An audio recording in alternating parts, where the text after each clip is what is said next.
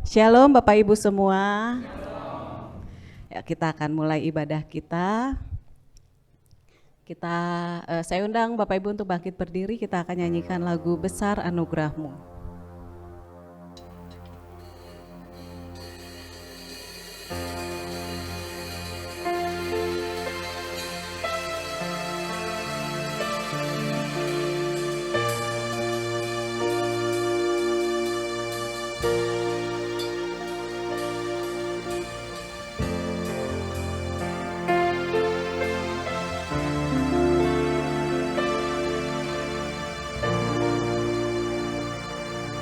Ku ada sebagaimana ku ada.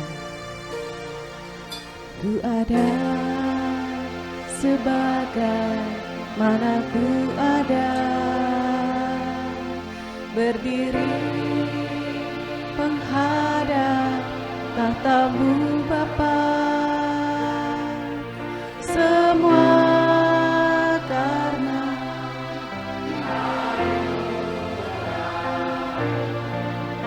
yang telah selamatkanku.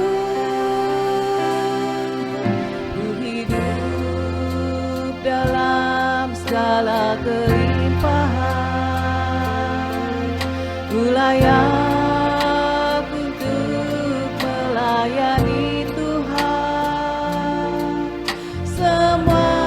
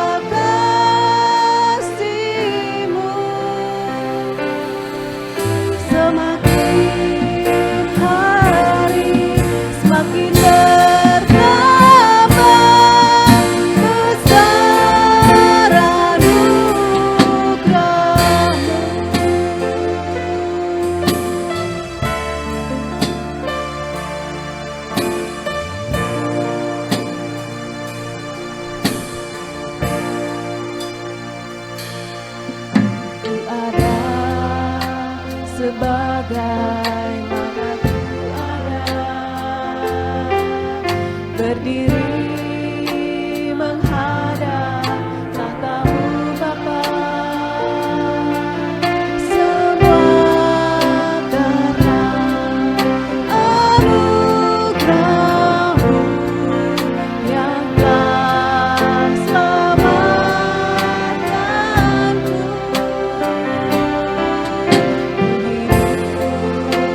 Dalam segala kelimpahan.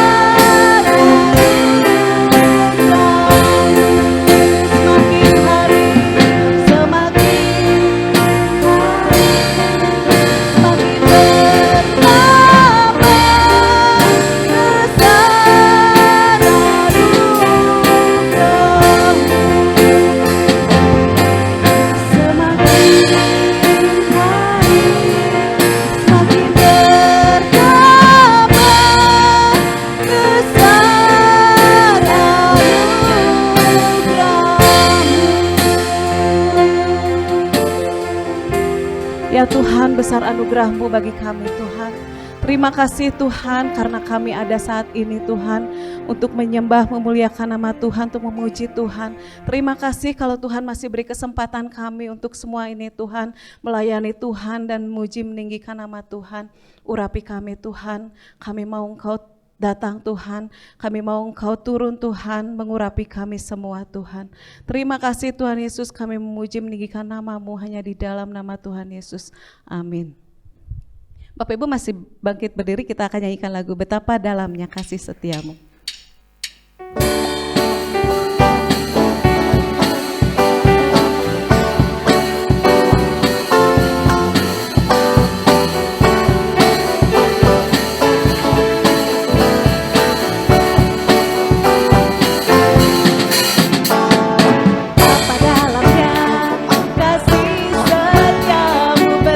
Besarnya kebaikan-Mu hidup dipenuhi kemuliaan-Mu, indahnya oh Yesus Tuhanku.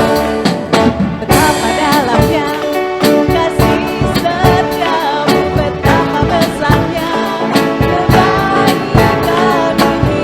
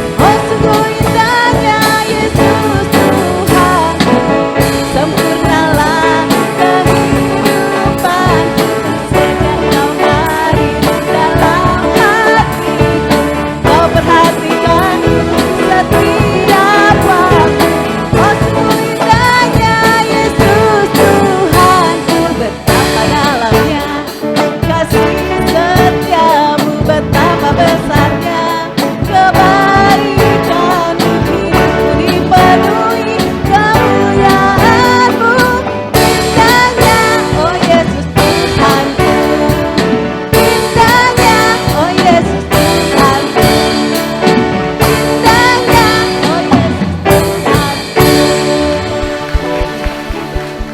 Puji Tuhan, Bapak Ibu boleh duduk. Ya, betapa dalam dan panjang dan lebar kasih setia Tuhan bagi kita ya, yang mengasihi Dia. Bapak Ibu, kita akan masuk dalam firman Tuhan. Kita akan nyanyikan lagu Dia Sanggup.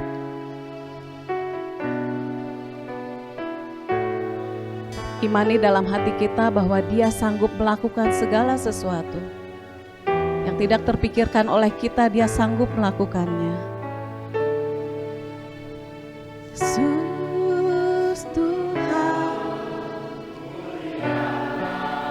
namanya Yesus Allahku, besar kasih-Nya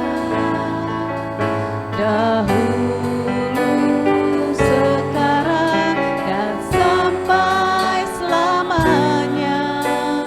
Kasih-Nya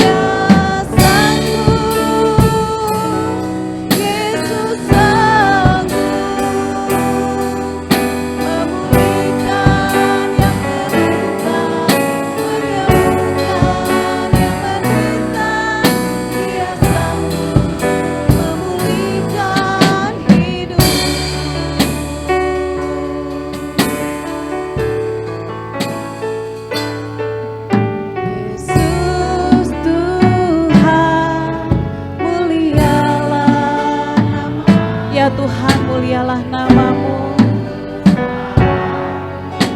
Besar kasih-Nya, dahulu, sekarang, dan sampai selamanya. Kasih-Nya tak pernah berubah. Yesus Tuhan, mulialah namanya.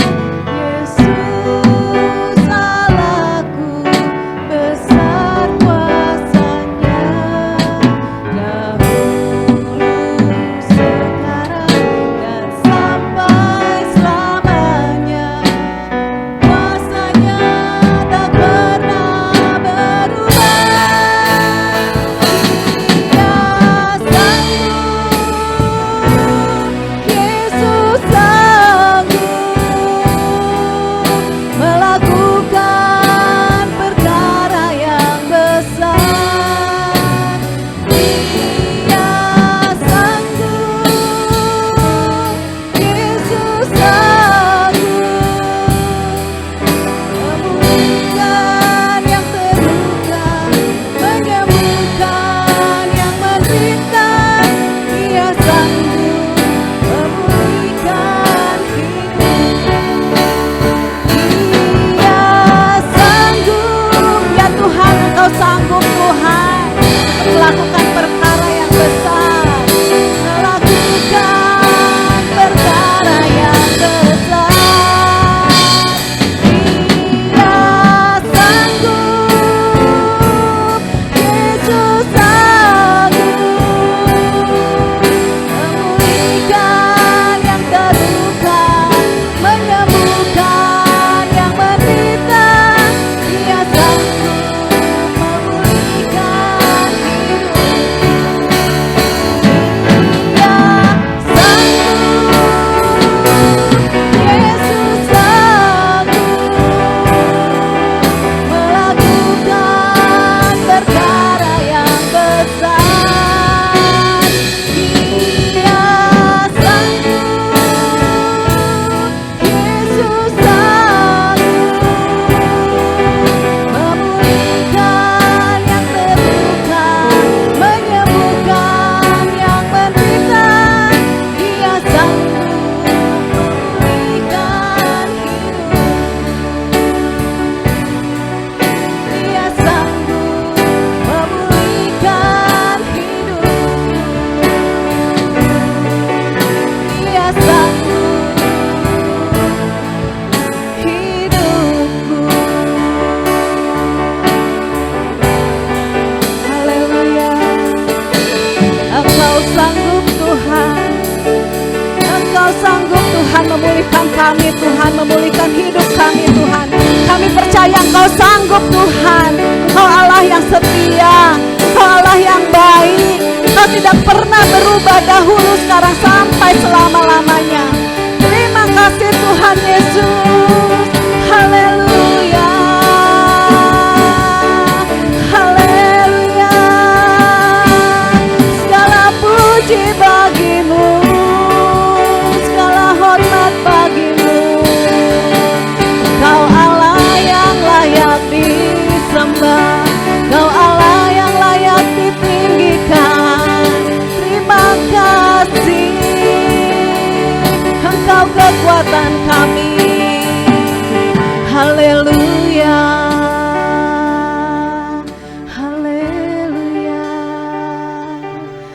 Terima kasih Tuhan. Bapa di surga, terima kasih Tuhan. Kami percaya Engkau sanggup melakukan segala sesuatu yang menurut kami tidak mungkin, tetapi bagi Engkau segala sesuatunya mungkin Tuhan. Terima kasih Tuhan Yesus, kami sudah memuji Engkau, kami sudah meninggikan nama-Mu. Walaupun sederhana Tuhan, kami percaya Tuhan Engkau senang dengan puji-pujian kami. Engkau suka dengan puji-pujian dan sembah-sembahan kami Tuhan. Tuhan, terima kasih Tuhan. Dan saatnya Tuhan kami mendengarkan firman Tuhan. Mari Tuhan Yesus urapi hamba-Mu yang akan menyampaikan. Urapi dari ujung rambut sampai ujung kakinya Tuhan. Biar nama Tuhan yang selalu dimuliakan. Biar nama Tuhan yang selalu dikabarkan dan dikabarkan Tuhan. Terima kasih Tuhan Yesus, terima kasih. Ajar kami untuk duduk diam mendengarkan. Dan kami boleh menjadi pelaku firman-Mu dalam hidup kami. Terima kasih Tuhan Yesus. Kami serahkan pemberitaan firman-Mu ke dalam tangan. Dalam nama Yesus Kristus kami berdoa dan bersyukur. Haleluya. Amin. Shalom Bapak Ibu Saudara yang kasih Tuhan. Mari kita akan bersama-sama merenungkan firman Tuhan. Kita sudah memuji mengagungkan Tuhan. Biarlah semuanya boleh menjadi sukacita kita dan sungguh menyenangkan hatinya Tuhan. Hari ini tema renungan kita adalah penderitaan. Saudara-saudara, kalau kita melihat tema ini penderitaan, mungkin ada yang bilang penderitaan itu sama ya dengan sengsara, mungkin kesakitan, kepedihan. Artinya orang yang mengalami penderitaan ini merasakan sesuatu yang tidak menyenangkan. Coba Bapak Ibu Saudara membayangkan dan juga saya secara pribadi ketika di dalam kehidupan ini kita mengalami penderitaan, kesulitan-kesulitan di dalam kehidupan ini, itu adalah sesuatu hal yang tidak menyenangkan yang terjadi di dalam kehidupan kita. Saudara-saudara, macam-macam penderitaan ini ada orang yang menderita karena sakit penyakit. Saya tidak tahu Bapak Ibu Saudara yang hadir saat ini maupun yang ada di rumah mungkin sedang mengalami sakit penyakit. Ada orang yang kelaparan. Kalau kita mendengar berita-berita bahwa akan ada resesi ekonomi, dan di mana banyak orang yang akan mengalami kelaparan. Bapak Presiden juga sudah menyatakan akan hal ini, bahwa tahun depan itu akan lebih banyak orang yang mengalami kelaparan, kesulitan di dalam kehidupan ini. Ada yang mengalami kekurangan, ya secara ekonomi mengalami kekurangan di dalam kehidupannya. Tetapi ada juga orang yang menderita karena nama Kristus. Ketika dia menjadi orang yang percaya, maka dia harus meninggalkan keluarganya, dibuang dari keluarganya, dan ada banyak hamba-hamba Tuhan di mana-mana tempat bahkan di seluruh dunia ini mengalami penderitaan ketika memberitakan Injil, ketika memberitakan nama Kristus yang berkuasa itu, Sang Mesias, Sang Juru Selamat itu. Nah Bapak Ibu Saudara, ada hal-hal yang lain ya, dan lain-lain, banyak hal, macam-macam penderitaan yang terjadi di dalam kehidupan kita. Ketika kita ditinggalkan oleh orang yang kita kasihi, kita merasa hidup kita menderita, kesepian dan lain sebagainya. Itulah hal-hal yang dialami di dalam kehidupan kita.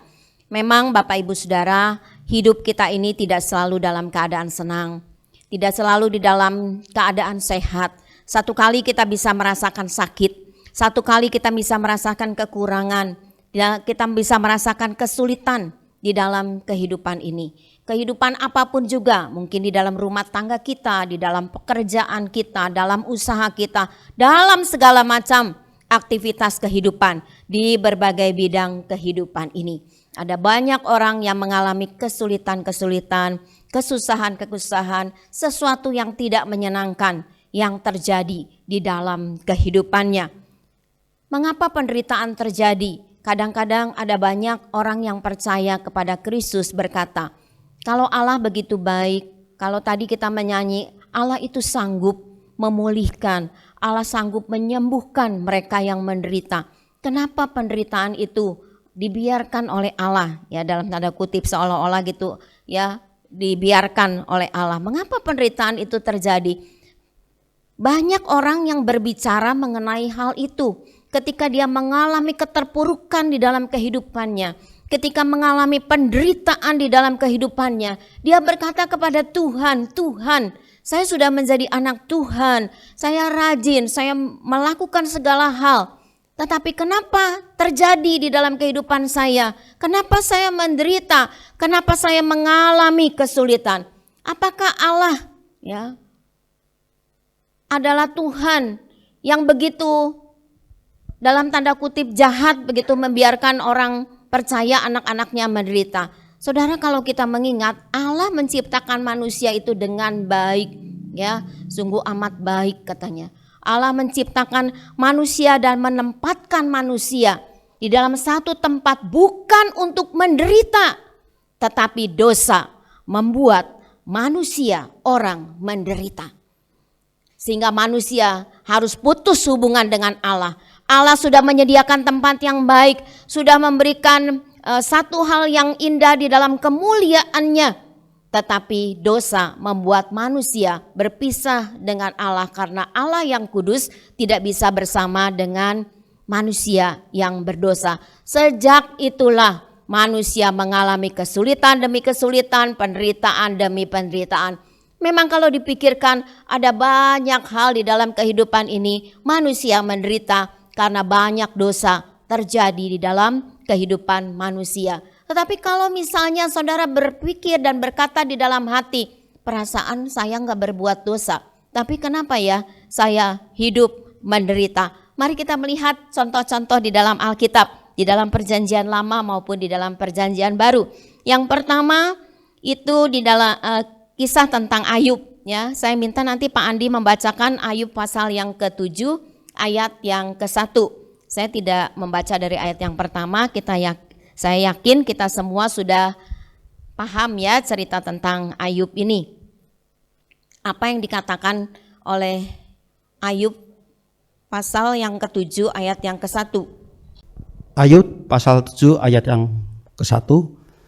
Bukankah manusia harus bergumul di bumi dan hari-harinya seperti hari-hari orang upahan? Ya, Bapak Ibu, ayat ini mengatakan bahwa inilah manusia, sejak manusia jatuh di dalam dosa, manusia harus bergumul di dalam kesulitannya. Kalau kita melihat Ayub, dia adalah orang yang saleh, orang yang jujur, orang yang takut akan Tuhan. Firman Tuhan katakan mulai dari pasal yang pertama, kalau Bapak Ibu Saudara melihat di situ dikatakan oleh firman Tuhan. Ya, dia orang yang saleh, jujur, dia juga takut akan Tuhan dan menjauhi kejahatan. Dia punya anak laki-laki 7, anak perempuan 3. Jadi anaknya ada 10, ternaknya sangat banyak. Dan dikatakan di sebelah timur itu dia adalah orang yang terkaya. Jadi dia orang yang kaya, memiliki segalanya. Dikatakan ketika anak-anaknya sering berpesta begitu, setelah selesai maka dia mengadakan satu persembahan kepada Tuhan, karena dalam hatinya dia berkata mungkin takut-takut ya kalau anaknya ini melakukan hal yang salah di hadapan Tuhan. Jadi di dalam segala hal kalau kita membaca di dalam kitab Ayub itu, maka Ayub ini adalah orang yang luar biasa. Tetapi apa yang terjadi ya? Dia mendapat pencobaan seizin Tuhan tentu ya. Anak-anaknya tiba-tiba semuanya mati. Ternaknya habis. Dan dia menderita sakit, ya sakit barah itu seperti kusta begitu ya, saudara-saudara, sekujur tubuhnya. Bapak Ibu Saudara bisa membayangkan kalau kita melihat orang atau mengalami seperti itu, tiba-tiba semuanya tidak ada. Dan apalagi istri yang seharusnya menjadi penolong dia, bukan menopang dia, menguatkan, tetapi bilang, udah aja kutuki Allahmu, ya. Dalam pikiran istri kalau saya merenungkan, mungkin istrinya ini pikir Ayub ini orang yang begitu baik, takut sama Tuhan, menjauhi kejahatan. Tapi kenapa dia mengalami penderitaan seperti itu? Ya, nah saudara-saudara, itulah yang dialami oleh Ayub. Dia mengalami penderitaan karena kesalehan hidupnya, karena hidupnya yang saleh. Ya, saudara-saudara, memang kalau kita melihat dialog itu katanya ada Allah dengan anak-anak Allah dan kemudian juga ada iblis yang mengatakan, oh tentu aja Ayub mah jujur, takut sama Tuhan karena dia memiliki segala-galanya, karena Tuhan memagari dia. Makanya Tuhan bilang silakan ya, asal jangan diambil nyawanya. Sehingga itulah anaknya meninggal, kemudian ternaknya semuanya, kekayaannya hilang dalam sekejap. Dan dia menderita sakit dan istrinya mengatakan hal yang tidak baik seperti itu supaya mengutuki Allahnya. Saudara-saudara, apakah ketika Ayub mengalami penderitaan Tuhan tidak ada? Tentu Tuhan ada bersama-sama. Ayub didatangi oleh sahabat-sahabatnya. Tadinya untuk berdialog, untuk memberikan penghiburan. Tapi ketika sahabat-sahabatnya melihat keadaan Ayub, di dalam dialog itu saudara-saudara, maka sahabatnya ini mengatakan, wah pasti karena Ayub berbuat dosa. Makanya Ayub mengalami hal yang begitu berat sebagai seorang manusia yang dialaminya. Allah ada bersama dengan Ayub. Dia bukan tidak bersama dengan Ayub. Karena pada akhir-akhir pasal kitab itu, bagaimana kemudian ketika Allah memulihkan keadaan Ayub, maka Tuhan menatang Ayub. Ya. Nah saudara-saudara, akhir daripada kisah itu, Ayub dipulihkan kehidupannya. Dan dia mengatakan, mungkin dulu dari kata orang saja, tapi sekarang secara pribadi, aku mengenal siapa Tuhan. Artinya ketika Ayub mengalami penderitaan dan Tuhan tetap ada bersama melihat Ayub yang mengalami penderitaan karena seizin Tuhan. Tuhan mengatakan kepada iblis pada waktu itu, silakan asal jangan nyawanya saja. Ya. Nah ini kita melihat bagaimana Tuhan ada bersama dengan Ayub di dalam penderitaannya. Dan itu mendatangkan satu hal yang indah di akhir daripada kisah ini. Bahwa secara pribadi Ayub mengenal siapa Tuhan yang disembahnya. Nah saudara, ini adalah kisah Ayub di dalam penderitaannya. Yang kedua, kita melihat bangsa Israel ya, ketika dibuang ke Babel. Nah saudara, ini bangsa Israel Selatan ya, Yehuda, ketika dibuang ke Babel. Bangsa Israel ini sudah diberitahu oleh Tuhan melalui nabi-nabinya, banyak nabi yang memberitakan. Tetapi bangsa Israel ini tetap menjadi orang yang durhaka terhadap Tuhan. Ya, sampai akhirnya dibuang ke Babel. Seperti yang dikatakan oleh Tuhan, ketika mereka tidak menurut kepada Tuhan, maka karena dosa mereka yang memberontak kepada Tuhan, menyembah kepada ilah-ilah, maka mereka dibuang ke Babel. Meskipun diberi peringatan, tetapi mereka tetap tidak mau menurut kepada Tuhan. Tetapi ada satu hal yang indah, bahwa ketika orang-orang Israel berbuat dosa dan di negeri yang jauh sebagai tawanan, mereka ingat lagi bagaimana keadaan mereka ketika mereka di negerinya. Pada waktu itulah Tuhan juga berjanji bahwa Tuhan itu tetap mengasihi mereka. Mari kita membaca di dalam Yesaya pasal 41 ayat yang ke-10. Yesaya 41 ayat yang ke-10. Janganlah takut sebab aku menyertai engkau. Janganlah bimbang sebab aku ini Allahmu. Aku akan meneguhkan, bahkan akan menolong engkau. Aku akan memegang engkau dengan tangan kananku yang membawa kemenangan. Amin. Ya saudara-saudara, kalau membaca ayat-ayat sebelumnya, bahkan dari mulai ayat pasal 41 yang berbicara tentang pembebas, tapi di sini dalam ayat yang ke-10 yang kita baca itu, inilah janji Tuhan. Meskipun orang Israel umat Allah ini berbuat dosa, tapi ketika mereka datang kepada Tuhan, menjerit kepada Tuhan, kami ada sebagai tawanan. Pada waktu itulah Tuhan berkata, supaya mereka tidak takut. Artinya Tuhan ada bersama dengan mereka. Dan saya merasakan betapa hebatnya Tuhan itu. Ketika manusia jatuh di dalam dosa, tetapi ketika mereka ingat kepada Tuhan, berbalik kepada Tuhan, Tuhan bilang bahwa Tuhan akan menolong. Betapa luar biasanya Tuhan ya di dalam kehidupan ini. Saudara, dari kisah bangsa Israel ini juga, mari kita melihat keberadaan diri kita masing-masing. Dimanapun kita berada, ketika kita bersalah kepada Tuhan, firman Tuhan katakan kita datang kepada Dia, ya, meminta ampun kepada Dia. Dia adalah Tuhan Allah yang setia dan adil, ya, dikatakan. Maka Dia akan mengampuni segala salah dan dosa kita. Begitu juga pada bangsa Israel pada waktu itu. Tuhan bilang jangan takut, aku menyertai, jangan bimbang, aku meneguhkan, memegang engkau.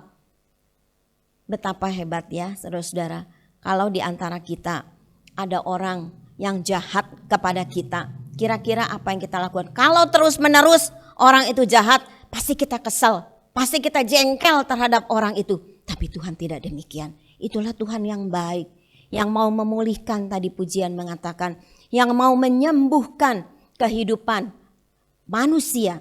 Dan pada waktu itu umat Israel. Dan hari ini kita belajar bahwa di tengah-tengah penderitaan Israel karena dosanya, tetapi Tuhan ada bersama dengan mereka, melihat mereka. Barangkali kalau kita berpikir, kalau orang salah, kalau orang jahat dan mereka mengalami sengsara, kira-kira apa yang dikatakan? Syukurin ya, gitu ya. Tapi saya rasa nggak ada ya di sini ya. Barangkali ada orang-orang itu syukurin, itu karena dosanya sih jahat sih, jadi begitu gitu ya. Tapi Tuhan tidak demikian. Tuhan yang luar biasa yang ada di tengah-tengah penderitaan umatnya. Meskipun umatnya pada waktu itu mengalami pencobaan, mengalami kesulitan, penderitaan karena kesalahan mereka sendiri, karena dosa mereka. Tapi Tuhan berjanji akan menolong mereka. Tapi apa yang dikatakan oleh Tuhan, meskipun Tuhan itu baik, tetapi Dia juga Tuhan yang adil, bahwa segala dosa itu akan mengalami hukuman. Tuhan mengatakan setelah jangka waktu 70 tahun kemudian mereka juga dibebaskan, seperti yang dikatakan oleh para nabi sebelumnya kepada bangsa Israel yang tidak mau mendengarkan apa yang dikatakan oleh hamba-hamba Tuhan pada waktu itu. Mari kita melihat hal yang ketiga di dalam perjanjian baru. Ini adalah penganiayaan jemaat di Yerusalem. Setelah hari Pentakosta, ketika Petrus berkhotbah dan bersama dengan para rasul, maka banyak orang yang bertobat. Dan pada waktu itulah ya ada jemaat mula-mula ya. Tapi saudara, semakin berkembang maka dikatakan ada aniaya yang besar. Mari kita lihat di dalam Kisah Para Rasul pasal 8 ayat yang ke-1b. Kisah Para Rasul pasal 8 ayat yang ke-1b. Pada waktu itu mulailah penganiayaan yang hebat terhadap jemaat di Yerusalem. Mereka semua kecuali rasul-rasul tersebar ke seluruh daerah Yudea dan Samaria. Ya, terima kasih. Saudara, kalau di situ diceritakan itu adalah bagaimana Stefanus ya dibunuh dan dikatakan Saulus itu ada ya, Saulus atau Paulus itu ada pada waktu itu. Dan yang ayat yang kita baca dikatakan mulailah penganiayaan yang hebat ya.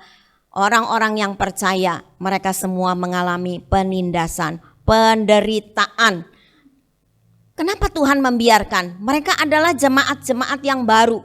Mereka yang sungguh-sungguh, bahkan dikatakan mereka disukai katanya oleh banyak orang. Setiap hari ya, kalau saudara membaca di dalam Kisah Para Rasul itu setiap hari ditambahkan orang-orang yang bertobat. Tetapi kenapa jemaat yang baru-baru ini mengalami penganiayaan? Saudara-saudara, ada maksud Tuhan di dalam penderitaan mereka.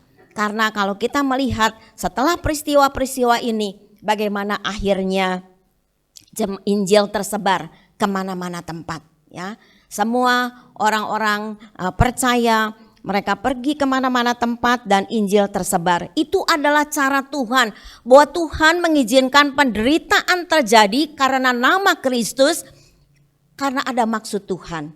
Dan pada waktu itu, pada jemaat yang mula-mula itu, Injil akhirnya tersebar kemana-mana tempat dan banyak orang yang percaya. Tuhan izinkan penderitaan terjadi, dikatakan mulai penganiayaan.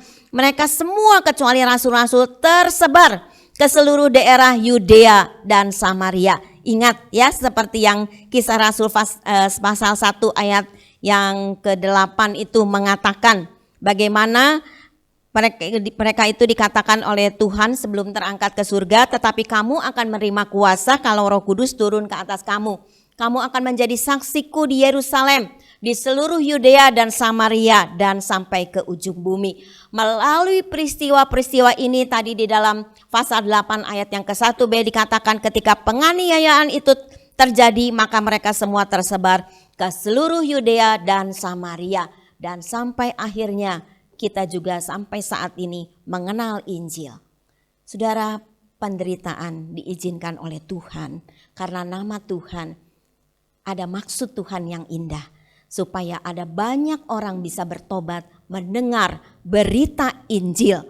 Kemudian kita akan melihat pada waktu itu Saulus ada ya melihat dan bagaimana dia waktu itu, kalau saudara membaca ayat 3, tapi Saulus berusaha membinasakan jemaat itu, memasuki rumah demi rumah dan menyeret laki-laki dan perempuan keluar dan menyerahkan mereka untuk dimasukkan dalam penjara. Mari kita melihat yang keempat, Paulus dan Silas di penjara. Pak Andi bisa membacakan Kisah Para Rasul pasal yang ke-16 ayat 31 sampai 33. Kisah Para Rasul 16 ayat 31 sampai dengan 33.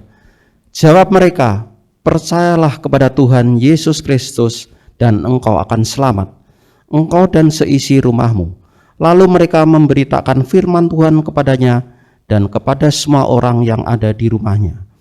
Pada jam itu juga kepala penjara itu membawa mereka dan membasuh bilur mereka. Seketika itu juga ia dan keluarganya memberi diri dibaptis. Amin. Saudara lihat ya, ketika Saulus tadinya di dalam pasal yang ke-8 itu katanya berusaha membinasakan jemaat yang mula-mula itu memasuki rumah-rumah, menyeret. Tetapi akhirnya satu kali dia bertemu dengan Tuhan secara pribadi dan akhirnya Tuhan memakai Paulus, ya, Saulus yang atau Paulus. Dan saudara, Paulus kemudian dipakai oleh Tuhan untuk memberitakan Injil kemana-mana tempat. Dan di dalam kisah yang tadi kita baca, Paulus dan Silas itu ada di penjara ketika memberitakan Injil. Kalau kita memikirkan, kenapa Paulus dan Silas harus ada dalam penjara, mengalami penderitaan. Tetapi dikatakan pada waktu itu Paulus memuji Tuhan sehingga katanya ada gempa bumi dan kemudian penjara itu terbuka dan mereka bisa keluar. Dan pada waktu itu kepala penjara itu takut, ya, dikiranya orang itu sudah pergi keluar dan ingin bunuh diri. Tetapi Paulus mengatakan, kami masih ada di sini. Dan pada kesempatan itulah Tuhan izinkan Paulus dan Silas mengalami penderitaan, masuk di dalam penjara. Supaya apa? Ada kesempatan untuk bersaksi. Dari yang tadi kita baca, ya, ini di penjaranya, di penjara Filipi itu. Maka Paulus dan Silas bersaksi, memberitakan Injil sehingga kepala penjara beserta dengan seisi rumahnya bertobat, percaya kepada Kristus dan memberi diri dibaptis. Nah, Bapak Ibu Saudara, seringkali penderitaan Tuhan izinkan terjadi, ya, di dalam kehidupan kita. Dan juga hamba-hamba Tuhan yang melayani. Karena ada maksud Tuhan yang indah. Supaya nama Tuhan semakin tersebar. Supaya nama Tuhan diberitakan. Dan banyak jiwa boleh dimenangkan. Untuk hormat, kemuliaan, dan kebesaran nama Tuhan. Ini adalah contoh-contoh di dalam Alkitab, tentu ada banyak contoh-contoh yang lain. Ya, saya mengambil dari Perjanjian Lama 2 orang dan juga di dalam Perjanjian Baru 2. Nah, kita melihat teladan Kristus, ya. Kalau kita merasakan Tuhan, kenapa saya menderita? Mari kita mengingat bagaimana Kristus sudah menderita buat kita semua. Kita membaca di dalam Matius pasal 16 ayat yang ke-21. Matius 16 pasal 21 ayat 21. Sejak waktu itu Yesus mulai menyatakan kepada murid-muridnya bahwa ia harus pergi ke Yerusalem dan menanggung banyak penderitaan dari pihak tua-tua, imam-imam, kepala, dan ahli-ahli Taurat, lalu dibunuh dan dibangkitkan pada hari ketiga. Ya, saudara, inilah yang dikatakan oleh Tuhan Yesus ketika dia melayani, ketika dia ada bersama dengan murid-muridnya, bahwa dia akan mengalami penderitaan. Bagaimana kita tahu bagaimana dia dianiaya, dia mengalami siksaan, semuanya apa Bapak Ibu Saudara untuk kita semuanya. Itulah Kristus, teladan dalam penderitaan. Mungkin kalau kita sekarang ada di dalam penderitaan kehidupan ini, atau juga menderita karena nama Kristus, barangkali kita berkata, Tuhan, kenapa saya menderita? Ingatlah, Kristus sudah menderita terlebih dahulu untuk kita. Penderitaan yang kita alami tidak sebanding dengan apa yang Kristus rasakan. Dia yang tidak berdosa, firman Tuhan katakan, menjadi berdosa karena menanggung penderitaan buat kita semuanya.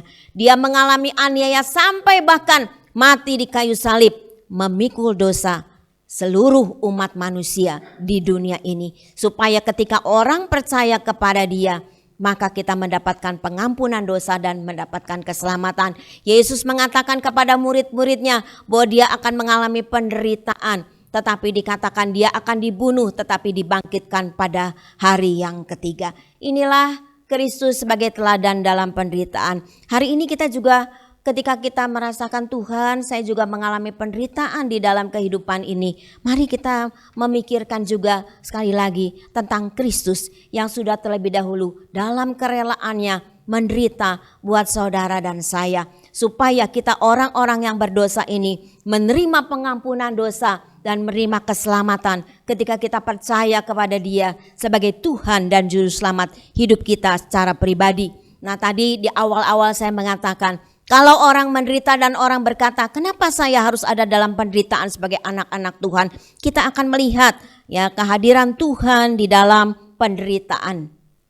Yang pertama, saudara-saudara, Tuhan itu selalu hadir dan bersama dalam sejarah kehidupan umatnya. Pada waktu dulu zaman Ayub tadi kita ya, atau kita melihat juga zaman Abraham, zaman Yusuf, ya bangsa Israel yang mengalami penderitaan. Bahkan dia ada sampai hari ini. Dia hadir bersama dalam kehidupan kita semua umat manusia di dalam dunia ini. Di dalam sejarah kehidupan umat manusia di dunia ini. Yesus ada. Dia selalu hadir. Bahkan sampai hari ini di tengah penderitaan umatnya, dia selalu hadir. Saudara, kalau hari ini kita bersama-sama mungkin ada di dalam kesulitan, tantangan, pergumulan, dan kita merasa Tuhan saya begitu menderita, ingatlah dia ada dan hadir. Ya, di tengah-tengah penderitaan kita, tadi dikatakan juga ketika Ayub mengalami penderitaan, bukan Tuhan tidak ada, Tuhan ada dan Tuhan melihat, menguji iman Ayub. Apakah Ayub akan berpaling kepada Tuhan atau tidak? Dan itu semuanya Tuhan ada bersama-sama. Begitu juga dari zaman dulu, zaman sejarah gereja ya yang mengalami aniaya sampai hari ini, kita melihat bagaimana Tuhan selalu ada dan hadir dalam hidup kita. Saya mengharapkan ketika kita mengalami kesulitan, mengalami sakit, mengalami banyak hal tantangan di dalam hidup ini, Tuhan tidak sedang tidur. Tuhan tidak sedang membiarkan kita. Tuhan tidak sedang memalingkan wajahnya kepada kita. Dia selalu ada dan melihat kita semuanya. Melihat hati-hati kita yang terdalam. Melihat kehidupan kita semuanya. Yang kedua, seizin Tuhan ada maksud di dalam penderitaan. Untuk kebaikan umatnya. Yang pertama ya. Supaya apa? Supaya orang-orang yang berdosa bisa berbalik dan bertobat. Kenapa bangsa Israel diizinkan Tuhan ketika diberitahu bahwa mereka akan mengalami penderitaan kalau mereka memberontak terus kepada Tuhan. Dan karena dosanya akhirnya mereka mengalami penderitaan itu. Tetapi akhirnya mereka juga berbalik dan bertobat. Ada banyak juga orang yang hari-hari ini ketika diizinkan oleh Tuhan mengalami penderitaan, semuanya untuk kebaikan umatnya. Ya, supaya orang-orang sekali lagi yang berdosa, yang bersalah di hadapan Tuhan, mereka boleh berbalik dari dosa mereka dan bertobat, menerima pengampunan dosa. Ya, yang kedua, saudara-saudara, untuk pertumbuhan dan pemurnian iman. Kalau Tuhan izinkan hari-hari ini kita mengalami tantangan pergumulan di dalam penderitaan kita, bahkan juga hari ke depan mungkin kita memikirkan tidak tahu bagaimana, ingatlah selalu ada maksud Tuhan. Supaya iman kita ini mengalami ujian seperti Ayub mengalami ujian, kita juga supaya iman kita ini bertumbuh dan kita ini tetap tegak di dalam Dia, di dalam iman kita tidak digoyahkan oleh apapun juga. Ya, ujian iman kita itu firman Tuhan mengatakan akan mendatangkan ketekunan sehingga kita tidak ragu lagi. Kita tidak bimbang lagi ya, dan kita tidak mengatakan di mana Tuhan saya mengalami ini dan itu, tetapi ketika kita mengalami, diizinkan Tuhan mengalami pencobaan, penderitaan di dalam kehidupan ini, itu semua untuk pemurnian iman kita. Beberapa waktu yang lalu kita sudah bersama-sama merenungkan firman Tuhan ya tentang pemurnian iman. Yang ketiga, saudara, seizin Tuhan, ada maksud Tuhan di balik penderitaan itu untuk menyatakan kebesaran Tuhan, ya, supaya Tuhan dipermuliakan. Kepala penjara Filipi percaya kepada Yesus ketika Paulus dan Silas mengalami penderitaan dalam penjara, dan itu semua nama Tuhan yang dipermuliakan. Kalau hari-hari ini kita ada dalam keadaan sakit, kita berkata kepada Tuhan, saya tahu ya bahwa Tuhan melihat penderitaan saya. Kalau saya ada di dalam kekurangan, kesusahan, di dalam masalah, pergumulan, saya tahu bahwa Tuhan ada bersama dengan saya untuk mendatangkan kebaikan di dalam kehidupan ini. Ya, yang kita mungkin sekarang nggak mengerti apa, tetapi kita akan mengerti. Kalau saudara tidak sakit, bagaimana saudara mengalami kesembuhan?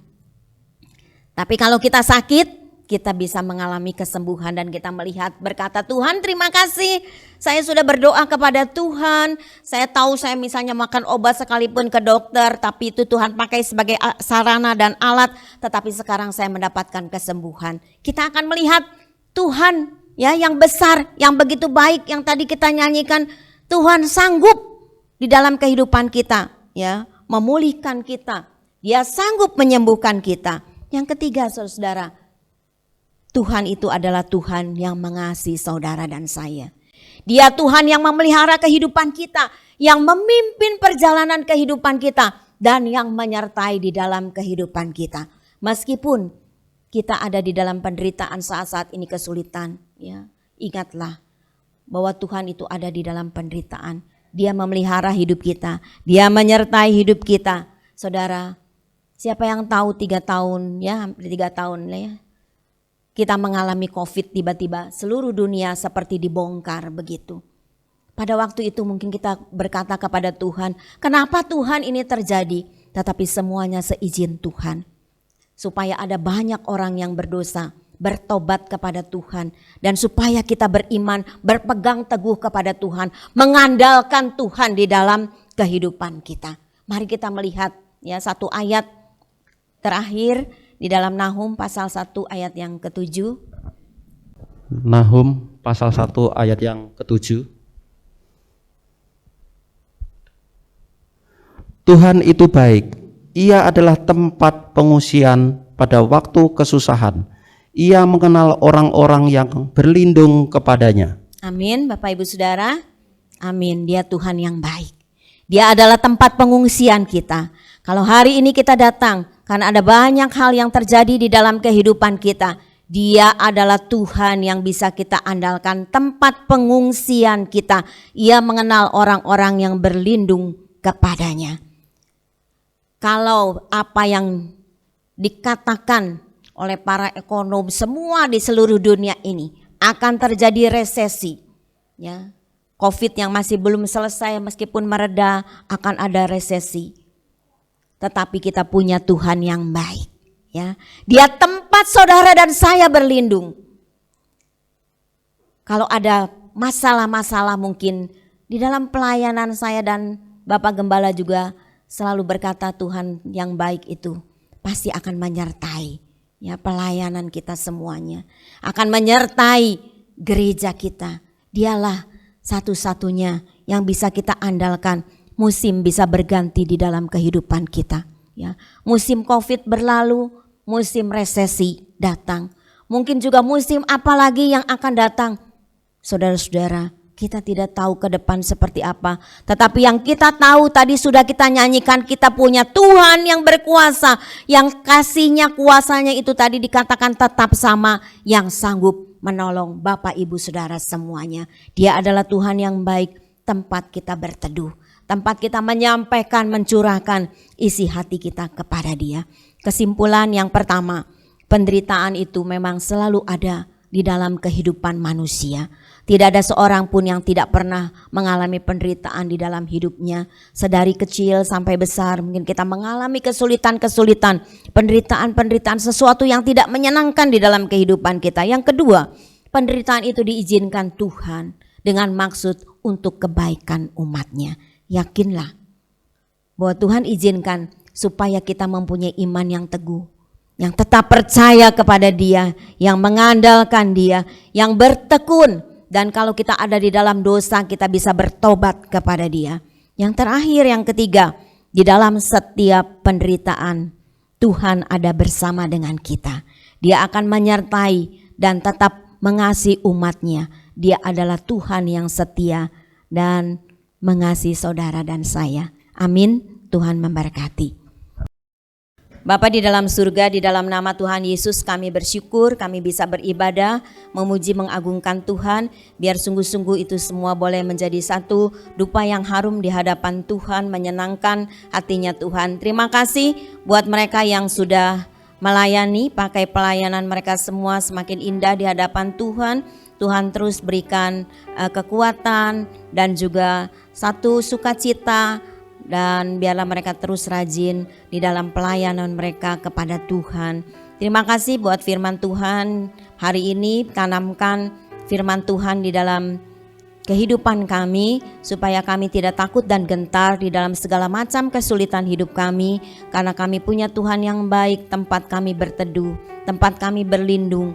Tuhan, terima kasih untuk firman Tuhan. Tanamkan terus di dalam keterbatasan hamba-Mu, Allah Roh Kudus yang akan terus berbicara di dalam kehidupan kami. Kalau ada di antara kami yang hadir maupun yang tidak sempat hadir, yang sedang ibadah online, ada di dalam keadaan sakit, kami mau bawa kepada Tuhan di dalam nama Tuhan Yesus. Tuhan jamah, Tuhan memberikan kesembuhan dalam masalah pergumulan, masalah keluarga, masalah usaha, masalah pekerjaan.